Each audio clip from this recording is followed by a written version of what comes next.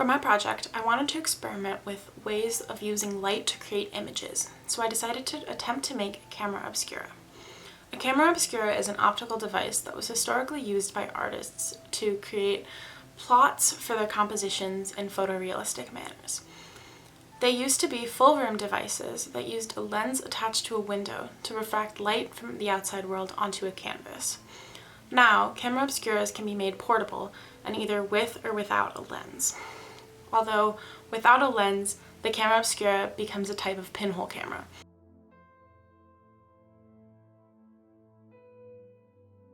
Hello everyone, I'm here with a bunch of cardboard, a knife, and a magnifying glass, and I am going to be attempting to make a camera obscura.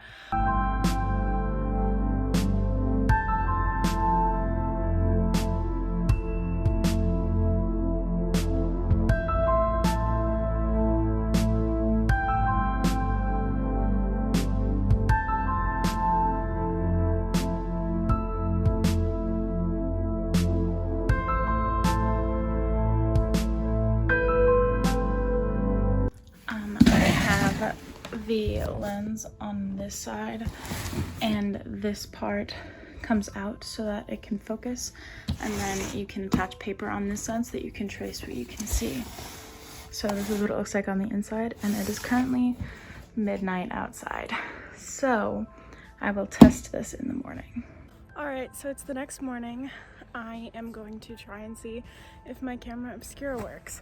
So it didn't really work, but I don't know if that is because the lens I used is the wrong focal length for the length of the box that I built. So I also don't know if there's just not enough light outside today. It's a pretty cloudy day, so I don't know if there's just not enough light that can come through to project an image. And also I think the paper that I have at my house is too thick, because you're supposed to use tracing paper, but I don't have that, so I just found the thinnest paper that we have at my house, which is not tracing paper. So I think all of those things could be contributing to the fact that an image is not projecting onto the paper.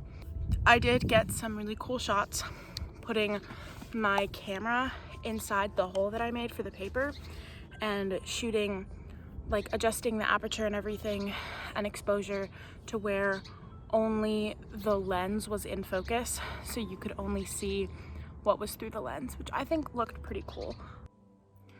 Long story short, my first model, that was this one, it didn't work, and I'm still a little confused as to why it didn't work, but I decided to try and make another model in a slightly different manner. I was going to try and use a lensless method, but then I remembered that I still had a magnifying glass that I borrowed from my neighbor that I was going to use in the first model, but then I scrapped it for a telescope lens. So I used that one and a box that I had in my house, and I made another one. Hi guys, it's been about a week since I built my last camera obscura, and I just made a new one that hopefully will work. And I've been testing it out for a couple minutes, and it works not super well, but it does work, and it actually looks really cool. So for my second camera obscura model, I took a box that I already had that is a lot smaller than my last one. So this is the box I picked, and I had to cut it open to put the parchment paper inside, and I used my neighbor's magnifying glass taped to the front as the lens, because the lens from the telescope I was using before didn't really work, and I don't know what was wrong with it. So I decided to scrap that idea, and I borrowed a magnifying glass from my neighbor because for some reason I didn't have one in my house already, and I taped that to the front. Even though it's supposed to go inside, the handle was too big, so I made do, and I didn't want to break my neighbor's things. So then I cut a hole on this side, and inside I put a piece of parchment paper that I put in like one of those plastic protective sleeves for binders, because it gives it a little bit more stability. And with camera obscuras, you're supposed to use tracing paper, but I didn't have that, so I made do with parchment paper, and it actually works pretty well. So if you hold the lens side up to the light, it actually refracts an image upside down onto the paper. I'm really proud of this, and I'm glad that I tried again, because I actually had success this time. I don't think it's perfect by any means, but it works, which is more than I can say of the last one.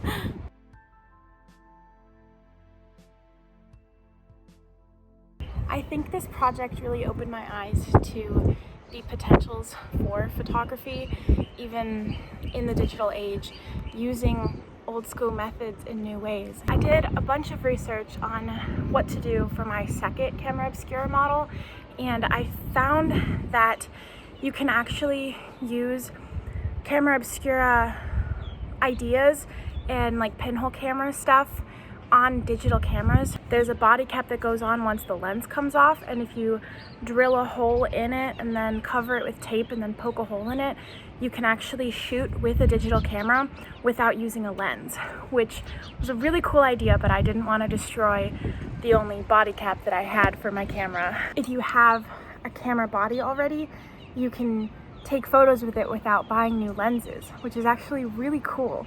And I'm definitely going to experiment with that later and using methods of camera obscura or pinhole cameras, stuff like that, in later photography, because it gives a very different feel to photographs. And pinhole photography has been around for such a long time, and the fact that you can use equipment that you already have, like film cameras or digital cameras, to create something new and just experiment with the ideas of making an image out of light is really fascinating. This project helped me see that while photography does have an impact on the environment, we can do something about that impact, and using things like the camera obscura and pinhole photography as a way to use light to create images is one way that we can reduce our waste and still be creative using the sun and just light. And it was really fascinating to me, and I'm definitely going to take these ideas past this project and experiment more with different types of photography, not just relying on modern lenses and cameras as a way to do that.